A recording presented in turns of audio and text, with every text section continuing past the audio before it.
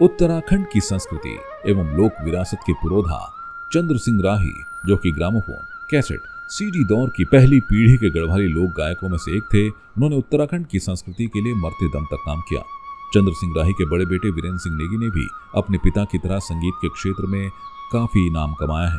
5000 से ज्यादा गानों में निर्देशन कर चुके वीरेंद्र नेगी उत्तराखंड के उन प्रतिभाशाली लोगों में से हैं जिन्होंने देश विदेश में अपने पहाड़ का नाम ऊंचा किया है। वीरेंद्र सिंह नेगी ने गढ़वाली, कुमाऊनी, जौनसारी और कई भाषाओं में अपना संगीत दिया है।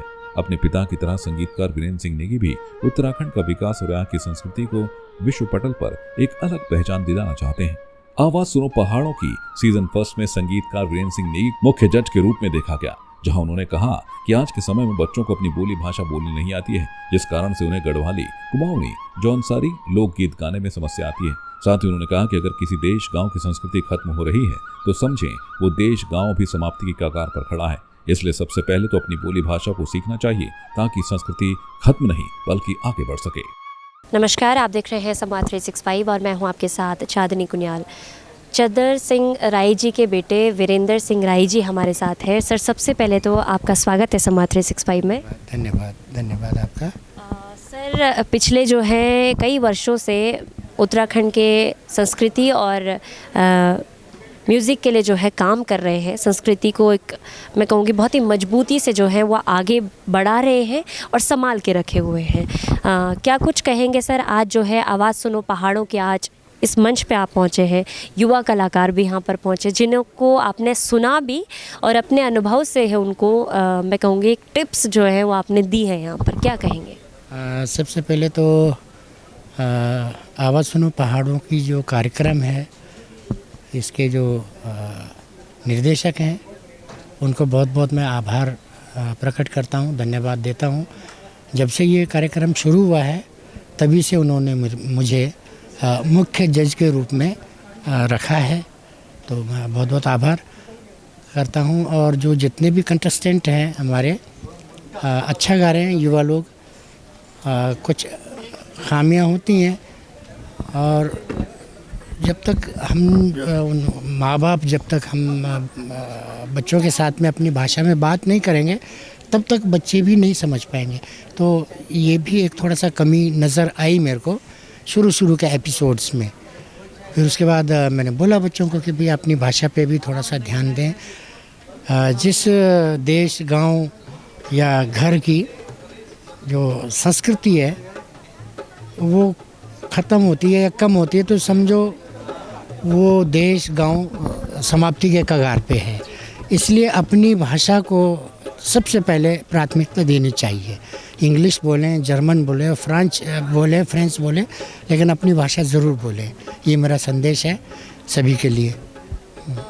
आपने जो है यहाँ मैंने देखा कि आपने स्टेज से एक बात कही थी, किसी और क्षेत्र की वो भाषा थी या बोली में जो है एक गीत गाया था, तो आपने कहा था कि ये समझना इतना मुश्किल नहीं है, किंतु हम लोग इस पे जो है ज़्यादा दबाव नहीं डालते हैं तो समझने की कोशिश नहीं करते हैं, जो बात मुझे बिल्कुल लगती है। आप इसको थोड़ा विस्तार से और बताएंगे अगर? हाँ, देखो, शुरू में तो सिर्फ अभिव्यक्ति ही होती थी। जैसे कि चिड़ियाएँ जो हैं वो भी बात करती हैं आपस में, जानवर भी बात करते हैं, तो वो अभिव्यक्ति हमारे अंदर भी थी।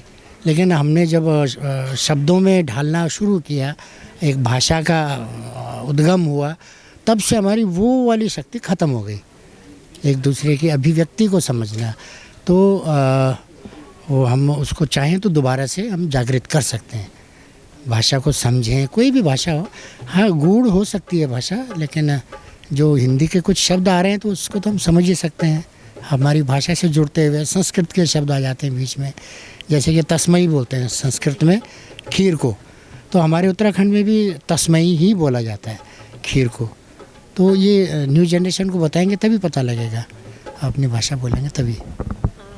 न्यू जनरेशन जो है उनकी तरफ से एक क्वेश्चन जो है मैं आपसे लेना चाहूँगी, बहुत ही गंभीर है और मुझे लगता है कि उसका उत्तर जो है आपसे ज़्यादा बेहतर जो है किसी के पास होगा भी नहीं।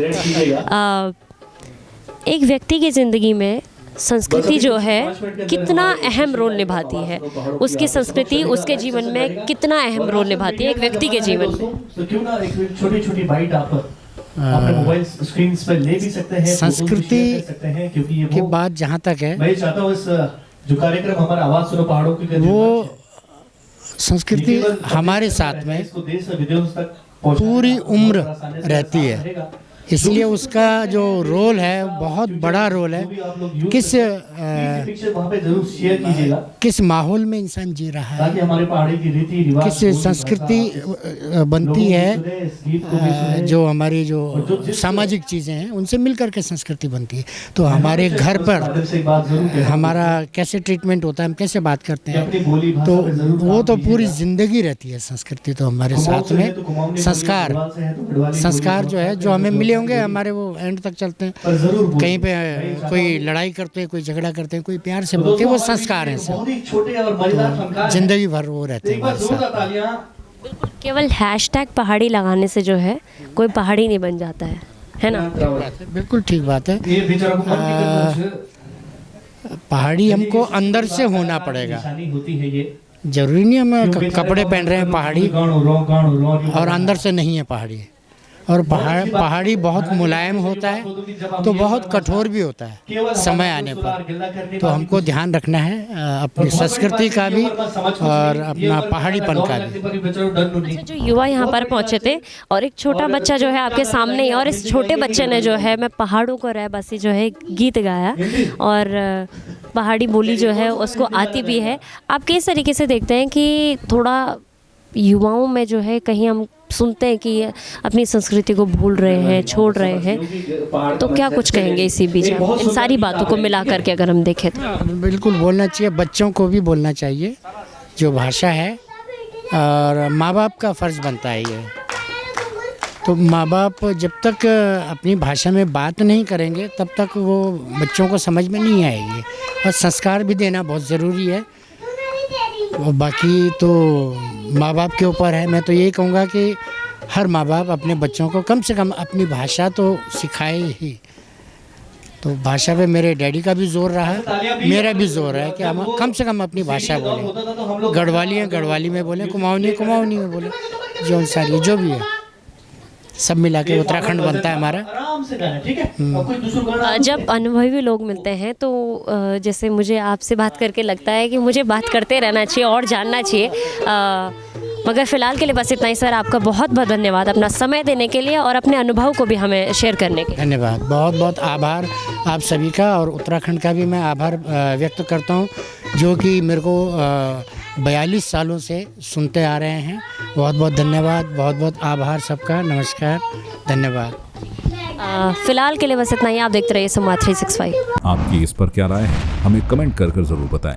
इसके साथ ही आप हमारे YouTube चैनल को सब्सक्राइब कीजिए। आप हमें Facebook, Instagram, Twitter और कू ऐप पर फॉलो भी कर सकते हैं। और संवाद 365 के साथ एक क्लिक में जुड़ने के लिए डाउनलोड कीजिए संवाद 365 ऐप।